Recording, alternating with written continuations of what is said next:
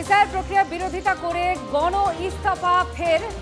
আর ডোমজুর বেলডাঙ্গার পর জলপাইগুড়িতে গণ ইস্তফা বিএলওদের।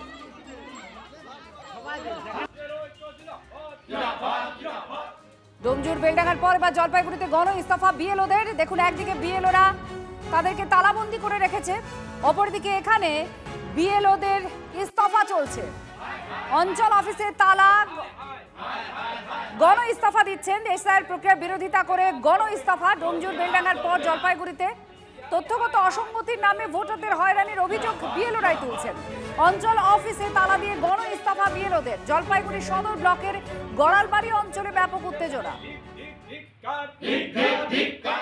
এই যে কাজের চাপ, সেই কাজটা এত একটা সময় সাপেক্ষ ব্যাপার, সেখানে এক মাসও সেই কাজ সমাপ্ত করা সম্ভব নয়, যেটা আমাদের 4-5 দিন 7 দিনের মধ্যে করতে বলা হচ্ছে। কেউ 4 ভাই বোন, নোটিশে তাদের লেখা আছে যে তোমরা 6 ভাই বোন। এই ভুল নোটিশ মানুষ নিতে চাচ্ছে না, এবং আমাদের মানুষের কাছে গিয়ে মানুষ আমাদের আটকে রাখতেছে যে আমাদের নামে এই যে ভুলভ্রান্তিগুলো হলো, তাহলে এগুলো বিএলওরাই করেছে।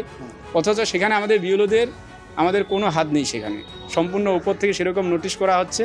আর আমরা সেই নোটিশগুলো এই আপলোডের প্রসেস এবং নোটিশ সার্ভ করা এবং হিয়ারিং, এই কাজের বোঝা আর নিতে পারছি না। পথশ্রী প্রকল্পে দুর্নীতির অভিযোগ তুলে বিজেপির বিক্ষোভে উত্তপ্ত হয়ে উঠেছে নদিয়া শান্তিপুর। সেই ছবি।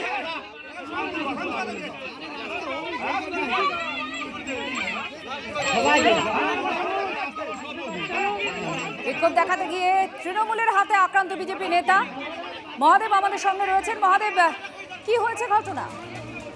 দেখো, যেটা জানা যায় যে পথশ্রী প্রকল্পের ফলক বসানো রয়েছে, অর্থাৎ বোর্ড বসানো রয়েছে, এখনো পর্যন্ত সেখানে রাস্তা হয়নি। প্রায় 81 লক্ষ টাকার প্রকল্প, আর সেই প্রকল্পের রাস্তা না হওয়ার কারণে গ্রামের মানুষ যখন প্রতিবাদ করছিলেন, তাদেরকে যে সহযোগিতা করতে গিয়েছিলেন বিজেপি নেতৃত্ব, এবং বিজেপি নেতৃত্বে যখন সহযোগিতা করে তারা আন্দোলনে সামিল হন, তখনই কিন্তু যেটা অভিযোগ উঠছে যে তৃণমূলের নেতৃত্ব, স্থানীয় নেতৃত্ব এবং তাদের কর্মী সমর্থক এবং দুষ্কৃতীদের সঙ্গে নিয়ে যে কাঠের চেলা দিয়ে বেধড়ক মারধর করা হয় বিজেপি কর্মীদের এবং বিজেপি নেতাকে।